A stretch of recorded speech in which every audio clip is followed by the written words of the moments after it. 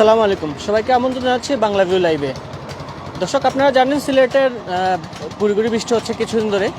এইটি হচ্ছে আসলে মূল বিষয় না। মূল বিষয় হচ্ছে সিলেটের নদ নদীর পানি আসলে আবারও বাড়তে শুরু করেছে। সিলেটে আজকে দিনভর বৃষ্টি হয়েছে। এখন আসলে এই মুহূর্তে বৃষ্টি হচ্ছে না, কিন্তু আশঙ্কার বিষয় হচ্ছে সিলেটের নদীর পানি আসলে সব নদীর পানি আসলে বাড়তে শুরু করছে। আপনারা একটি বিষয় জানিয়ে রাখি, মৌসুমি বায়ুর প্রভাবে সিলেটে আসলে বৃষ্টিপাত হচ্ছে এমনটি আমরা জানতে পারছি আবহাওয়া অধিদপ্তর থেকে।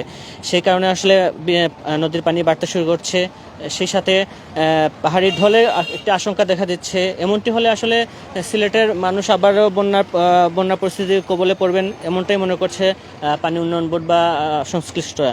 আপনাদের জানিয়ে রাখি, গত মাসে মে মাসে সিলেট পুরো নগরী আসলে বন্যা কবলিত ছিল।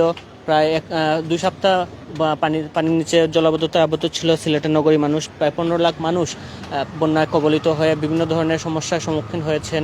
ঘরবাড়ি নষ্ট হয়েছে।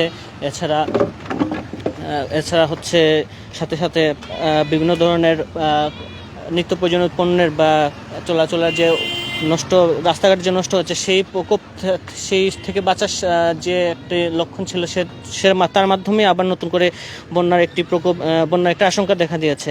আপনাদের একটি বিষয় জানিয়ে রাখে, সিলেটের আবহাওয়া অধিদপ্তর অফিস যেটি জানিয়েছে, শুক্রবার আজ 6টা পর্যন্ত সিলেটে 55.5 মিলিমিটার বৃষ্টিপাত হয়েছে। 6টা থেকে দুপুর 12টা পর্যন্ত সেই বৃষ্টিপাত হয়েছে 17 মিলিমিটার। আবহাওয়া অধিদপ্তর যেটি বলছে, মৌসুমি বায়ুর প্রবাহে যে বৃষ্টিপাত হচ্ছে, সেই বৃষ্টিপাত আসলে আগামী 3-4 দিন পর্যন্ত স্থায়ী হবে, তারপর আস্তে আস্তে কমতে শুরু করবে। তারা যেটি আরও বলছে, 10 জুনের পর ভারতের মেঘালয় ও আসামে ভারী বৃষ্টিপাতের সম্ভাবনা হওয়ার কথা তারা যেটি বলছে। সেই ক্ষেত্রে পাহাড়ি ঢলের সম্ভাবনা রয়েছে। সেটি হলে সিলেটে আবার বন্যার একটি আশঙ্কা তারা বলছে। পানি উন্নয়ন বোর্ড যেটি বলছে, সুরমার পানি সকল সুরমা সহ সিলেটের যতগুলো নদী আছে সবগুলো নদী আসলে পানি বাড়তে শুরু করছে। আমি যদি আপনাদের একটু পরিসংখ্যান জানিয়ে রাখি, সুরমার যে পানি সেটি হচ্ছে আজকে 9.64 সেন্টিমিটার, যেটি হচ্ছে বিপদসীমার অতিক্রম করতে যেটি লাগে 10.80 সেন্টিমিটার। কুশিয়ারার আলমদিঘি পারে যেটি হচ্ছে বন্যার পানি, যেটি 14.05 সেন্টিমিটার রেকর্ড করা হয়েছে। আর সারি নদীর পানি 10.31 সেন্টিমিটার রেকর্ড করা হয়েছে।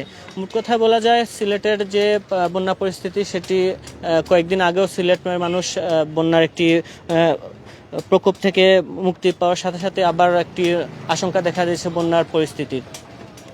সব মিলে আমি যেটি বলতে পারি, সিলেটের মানুষ আসলে একটি আশঙ্কা করছে, যেটি হচ্ছে এরকম বন্যা হলে যে কয়েকদিন আগে যে ক্ষয়ক্ষতির সম্মুখীন হয়েছিল, সেই সব ক্ষয়ক্ষতির সম্মুখীন হওয়ার সম্ভাবনা যেটি দেখা দিয়েছে, সেটি হলে আবার সিলেটের মানুষ অনেক ধরনের দুর্ভোগে পড়বেন এমনটি আশা করছেন সংশ্লিষ্টরা।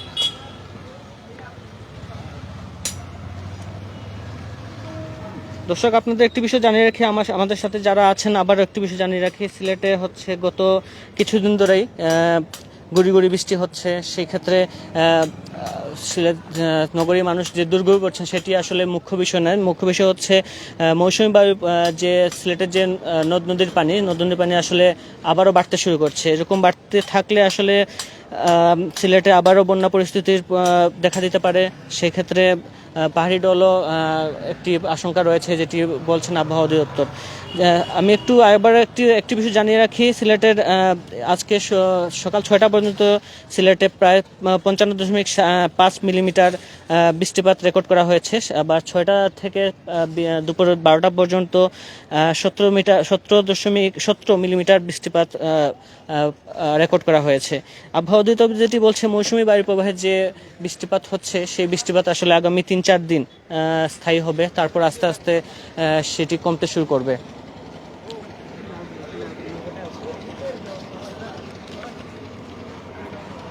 আবহাওয়া অধিদপ্তর যেটি বলছে 10 জুলাই, হ্যাঁ 10 জুলাই পর ভারতের মেঘালয় ও আসামে তারা ভারী বৃষ্টিপাতের সম্ভাবনা সম্ভাবনার কথা বলছেন। সেক্ষেত্রে পাহাড়ি ঢলের একটি আশঙ্কা দেখা যাচ্ছে।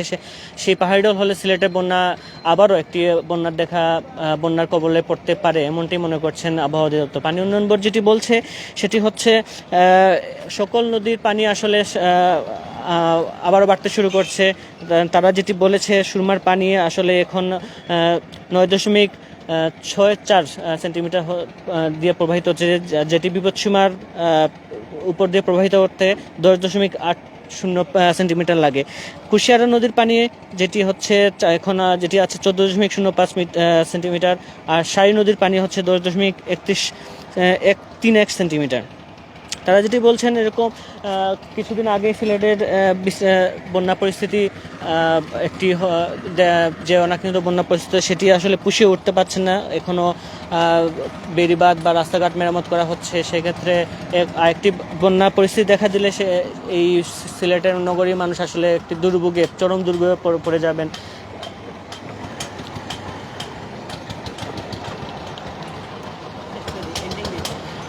সব মিলে এই ছিল সিলেটের আসলে আমার কাছে বন্যা পরিস্থিতির খবর। আপনারা যেটি জানানোর চেষ্টা করছিলাম এত সময় সিলেটের আসলে বন্যা পরিস্থিতির সার্বিক বিষয়গুলো।